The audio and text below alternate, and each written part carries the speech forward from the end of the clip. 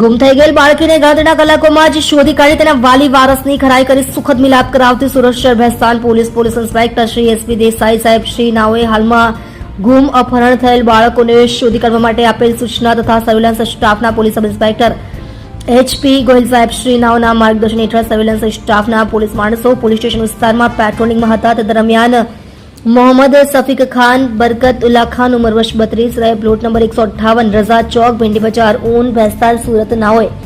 Police control dial 100 number पर call करीने पोतानी 12 वर्षनी भत्रीजी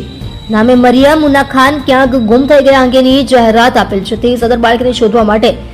surveillance स्टाफनी अलग अलग टीमो बनावी गुम थई गયેલ बाळकीनो फोटो विविध सोशल मीडिया ग्रुपमां मोकलेल. सदर बाळकी गुम थया अंगेनी जाहेर स्थळो